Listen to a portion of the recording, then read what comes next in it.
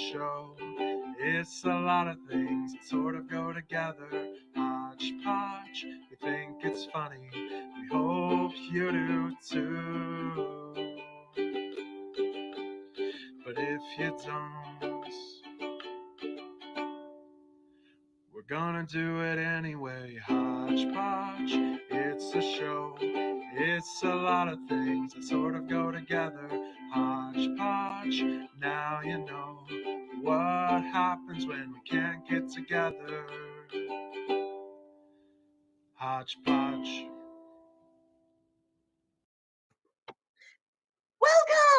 Welcome to Hodgepodge on this lovely day, whatever day it is, Thursday. Hello, this is Hodgepodge, your local teen librarian variety show. My name is Miss Monica, and here with me is my partner in crime, Claire. Claire. How good I think we'll get it right. Claire? Yeah. Well, I don't know. Today's been pretty good. How about you? How's your day been? It's fine. It's like late in the afternoon. Oh, actually, I have the saddest story, and I've been waiting all day to tell you. Are you ready for this? Claire, no one else will appreciate this, but it's our show, so I feel like it's okay that I just go ahead and discuss this with you.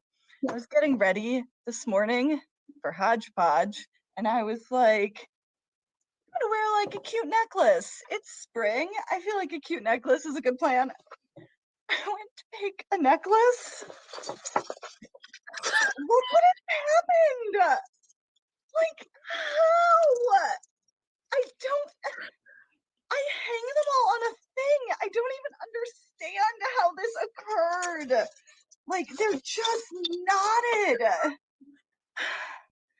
You gotta wear them all now. Free them, and it got even worse. And I was like, if only we were in person, like this could be our challenge. I could just give you a fistful of knotted necklaces, and we could see who could untangle my costume jewelry fastest.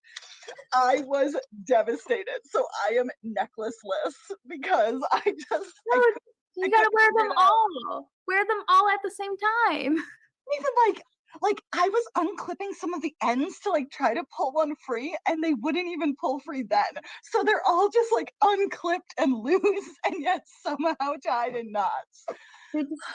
My work was really difficult. I'm doing better now, obviously. We're several hours past that, but I did say to myself, I'm just gonna bring this so Claire can understand my struggles. And understand I do. That's why I don't have any necklace other than the one I'm wearing. That is true, whereas I possibly have too many. So instead, I'm just wearing a sparkle bracelet. Sparkles! My bracelets never get tangled up. Anyway. It's a show where we mouth diary our thoughts for you guys. Anyway, what are we doing today, moderator? Hello, Ms. Claire. Hello, Ms. Monica. Hello. I have come up with a challenge today that is going to be very challenging.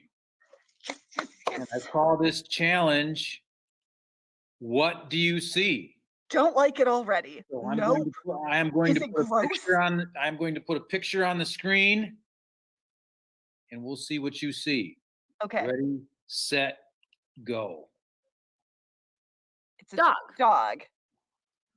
It's a dog with like a person. Yeah, with the hat. The hat with the ear. Dog person. Yeah. It's an optical illusion of a dog with a guy. Is there more? Is there another? Are there many people? Are we missing something? Like, yeah, I only see those two. So you see that face looking down? Yeah. Because he has the. Already?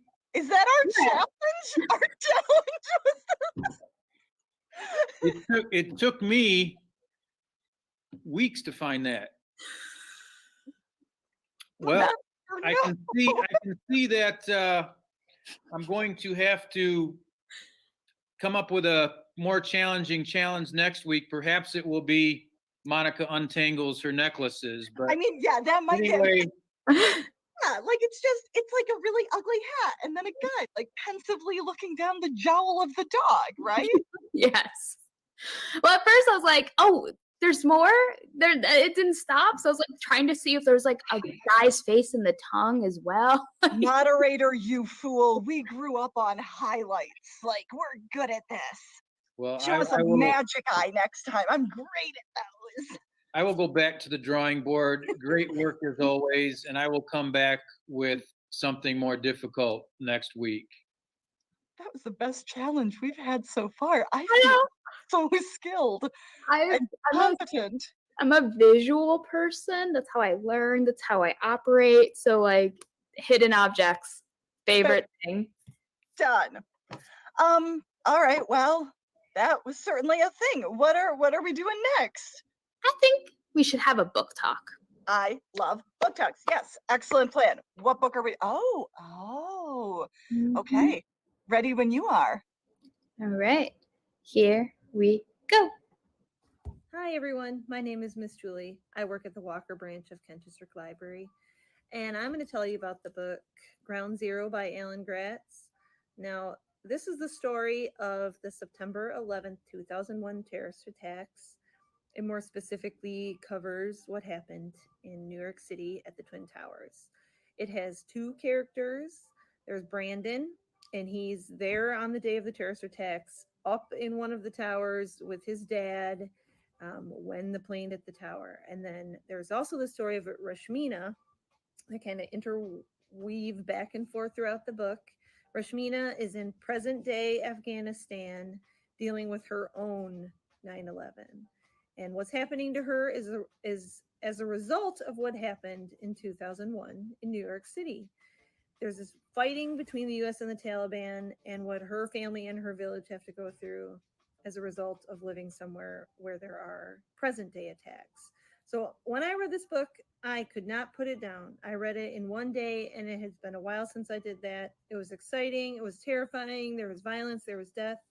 All the exciting things. But there's also some good heart to it. The kids, Brandon and Rashmina, learned that they have their own strength to make it through things.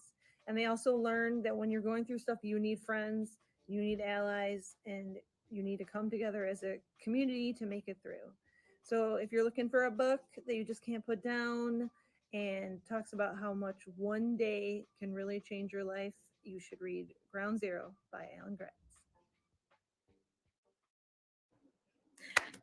I didn't know that Alan Gratz had a new book, which shows how distracted I've apparently been. Yeah, you should be wowed by this. We cataloged it as historical fiction, so it is apparently long enough that is part of history.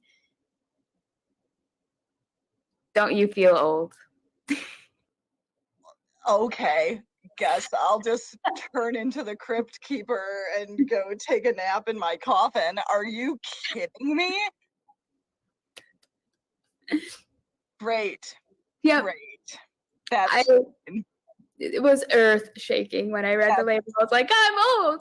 Yay. Oh, yay. What? That's I like, if I was able to replicate that moment in, like, what was that, Indiana Jones, where like the guy's face melts entirely off, like that's kind of what I'm feeling right now. Just imagine that's happening right now. I'm imagining it. Okay, well, great book review. Sad feelings regarding my own ancientness. What are we talking about next? Oh wait, don't we have games today? We have a games thing. Yes, we do. We have Miss Hannah and Miss Bethany talking. I always learn so much here. Games worth the hype. Hi everybody, my name is Hannah. Hi, I'm Bethany. And we're going to talk about a couple games worth the hype. So for today, the video game that I have to share is Sakuna of Rice and Ruin, which this is the cover art right here. Really pretty. Yeah, it's gorgeous. So you are a rice harvest goddess. Some humans accidentally find your stash of rice, get very upset about it, and you accidentally destroy a bunch of rice that was for you. You get sent off onto a demon-filled landscape, and for her to be able to go back to heaven, or, well, whatever, portally, God, they don't want to say heaven, but the above place, you have to grow a special rice harvest back and kill all the demons in the area. So it's both a fighting simulator and a farm simulator at the same time. So you side scroll and fight here, and then you also have a rice paddy that you're in charge of. So it's got a really good combo. It has an original soundtrack. It was made by an indie developer, essentially 3 people, which makes it even cooler. And it's on the Switch, PS4, and on Steam. That's So awesome. Anywhere, and it's really cool. So do you ever have to like fight in the middle of having like you're doing your rice farming? No, that's the best thing. They're almost like 2 separate things. So if you're feeling like a cozy gamer kind of mood, you can just work on your rice paddies. When you need to get more materials for your rice paddies, you go and fight demons. So it's this really cool duality to it. And it's just very pretty as well. Yeah. Worth it. Definitely worth playing. I'll have to go ahead and pick that one up. Yeah, it's great. You can get a digital or physical copy. Cool. Yeah. So I'm going to share a game that I've had for a while, but it's been pandemic times and we haven't been able to go out much. So my husband and I were playing some of our 2-player board games. And this is one that we got in 2019 after going to Gen Con. It's called Lost Cities, and it's not really a board game. This one's a card game. And it has a whole bunch of cards of different colors that represent different pathways that you can take on your journey to a lost city. And you have to go back and forth and try and figure out if you can play the card for the path. And it's a points-based game, and it's really complicated to explain, but once you start playing it, it's really simple to play. And it has a lot of replayability because the cards are very randomized, and you get the chance to play over and over again against a person who is also learning with you usually. So that makes it a lot of fun. That sounds really cool. You get a little adventure game, and it's easy to learn the rules and probably a little hard to master. So it's a good... Absolutely. All right, cool. That's what we have to share with you. Back to you, Claire. I actually love Lost Cities.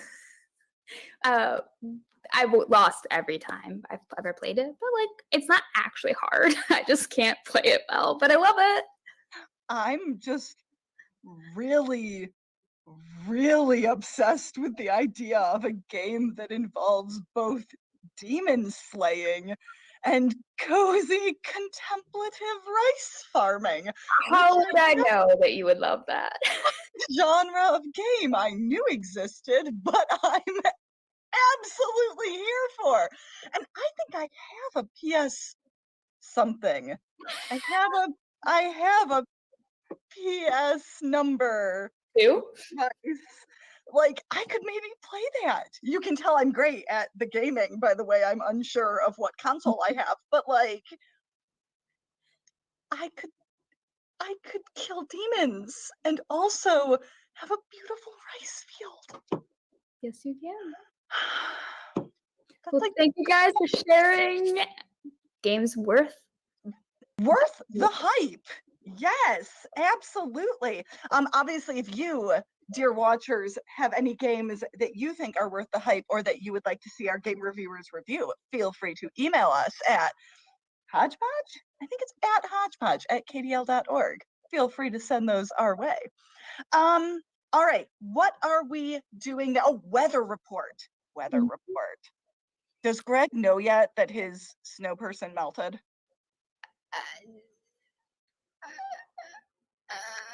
I don't know. I don't remember. I don't want to be the one to break it to him. Oh, come on!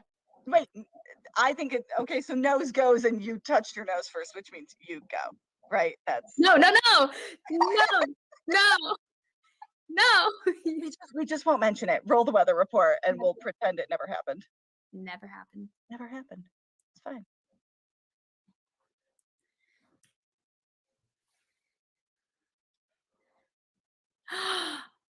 That was weird. Wasn't much of a weather report, but I got it. I clicked on the wrong thing again. We should probably get rid of that clip. Okay, here we go.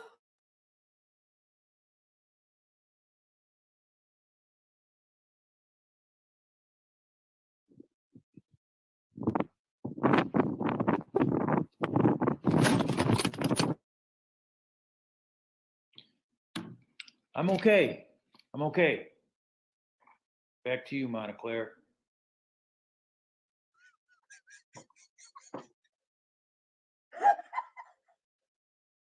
He was filming on a roof, and I had this moment of utter terror.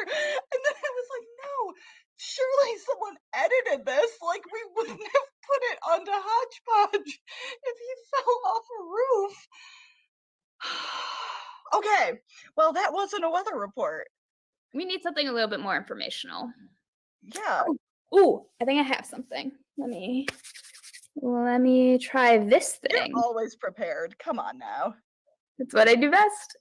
Let's try this other thing from Mr. Greg. See if that's more informational.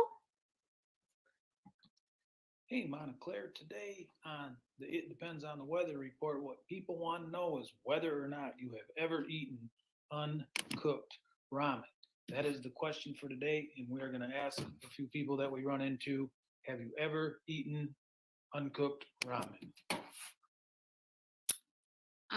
So raw ramen, I think I have a cousin who makes a salad that has like chopped up raw ramen noodles in it, kind of to give it that crouton crunch, but it's not croutons, it's raw ramen. So that's about my only experience with raw ramen. Have you ever eaten uncooked ramen? Of course not. Why would I do that? No. No, I have never eaten uncooked ramen. No, I have not eaten uncooked ramen before. Why, yes, I have.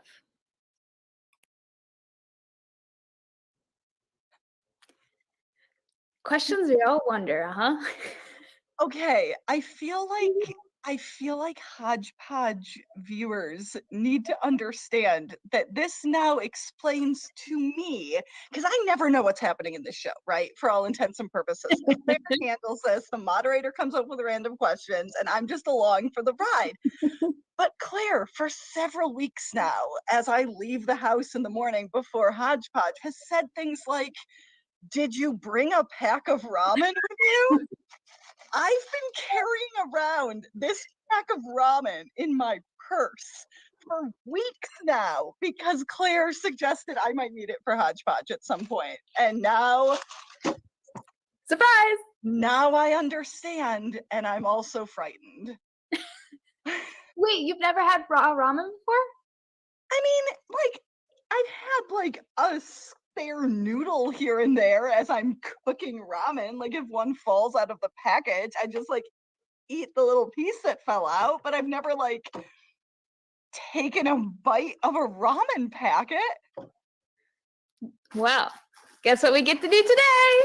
I don't want to take a bite out of a ramen. Well, the way I like it is like crumbling it up and then just putting the packet over it. But we don't have to do that. We could just eat it plain. No, wait. I'm sorry. You crumble it up dry, and then you sprinkle the flavor packet on it dry, and then you consume it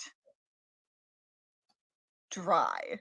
I mean, this is gonna sound gross, but it's like a savory fun dip, and I'm here for a fun dip.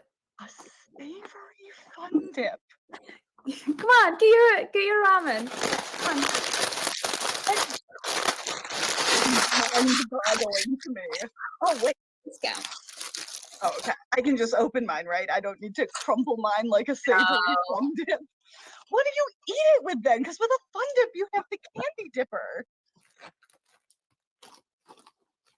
It's more like a walking taco in that case, right? If you just have the crumbled up things and the flavoring in a bag. And spoon. Yeah, but I guess I look at it more like a potato chip fun dip type of situation. Since I had to like lick it, dip it. Yes, I'm eating ramen for dinner tonight. This was not the plan. I mean, like, come on. That is not, no. Remember how I'm ancient now? I no longer need to bow to social pressures. Like, I'm eating a mouthful of raw ramen. Surely you should too. Although I guess I am. There's like people at the windows where I'm filming who want to watch me. I hate to break this to you, but there are people all over watching this as well. That's different. I can't see them looking at me. Okay.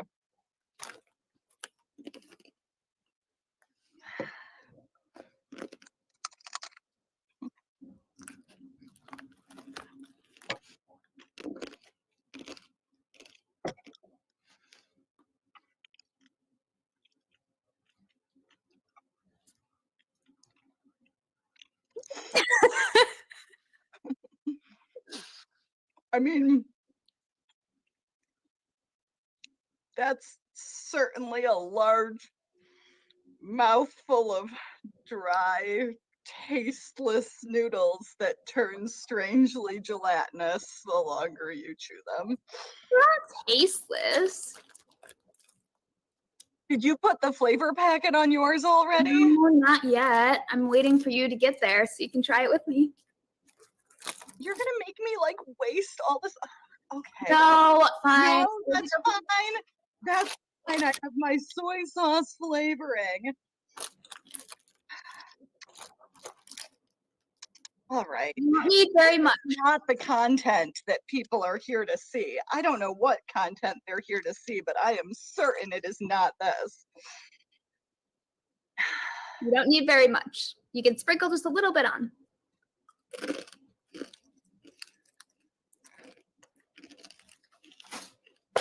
Love it. Just real unhappy about it.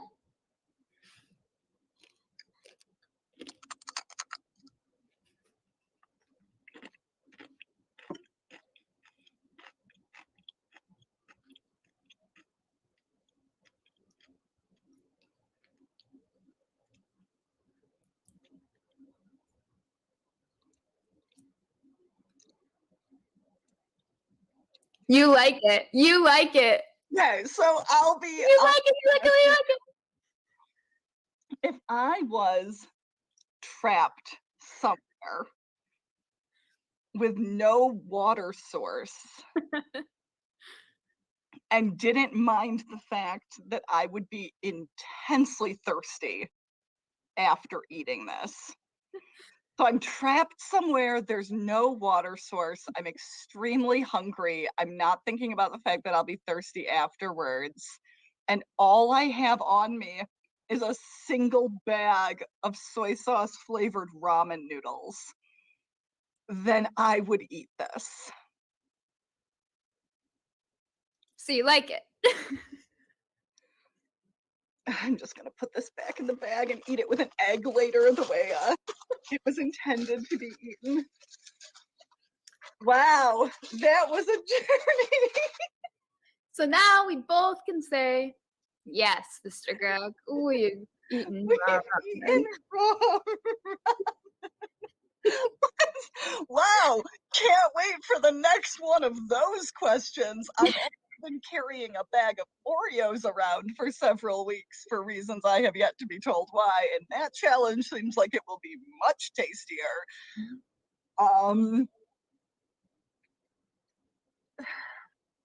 You need some calm. You need to decompress. How about we have a nice calm thing, like spinning.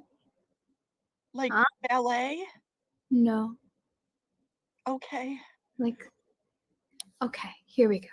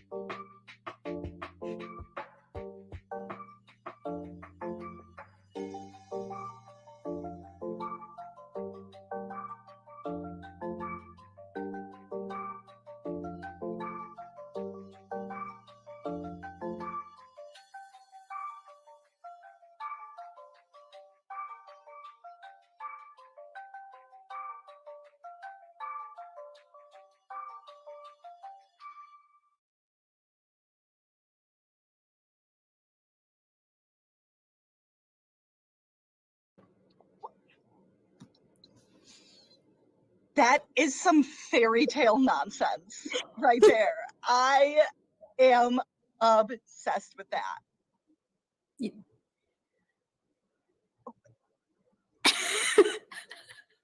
I guess I just expect you to go on a tangent of like, I'm going to get a spinning wheel. I am going to. No, because No? I am not living that Rumpelstiltskin life. However, I am enjoying what that's like. That's magic. Like, how did someone make that? How did someone be like, you know what we need? We need a wheel, but also it's got little joggy legs, and also it's got a little grabby doodad, and also it's got this little spinny bit that captures, like, people are awesome. That, I love that. That was so cool. I never want to do that. I would injure myself on that or break what looks like a very expensive device.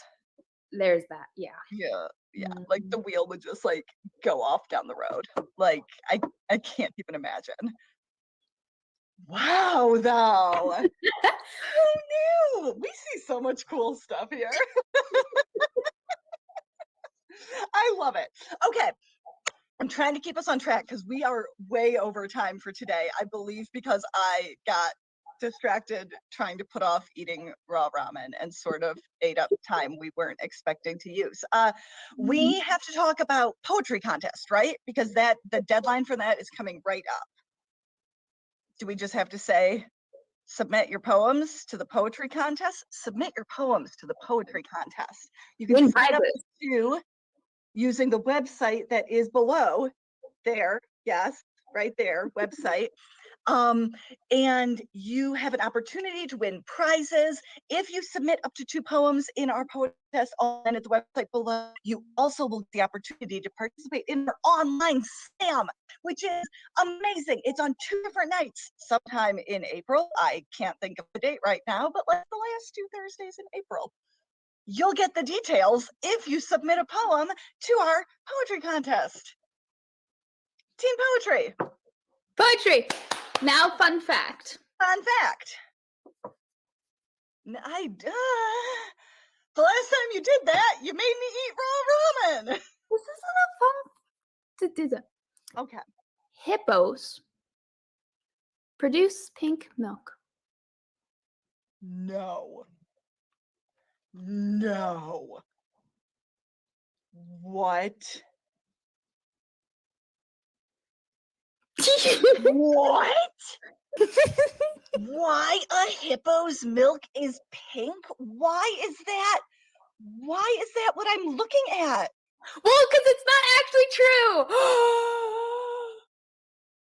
I can't decide if I'm relieved or really angry that my first Google result was confirming that hippos have pink milk. Yeah.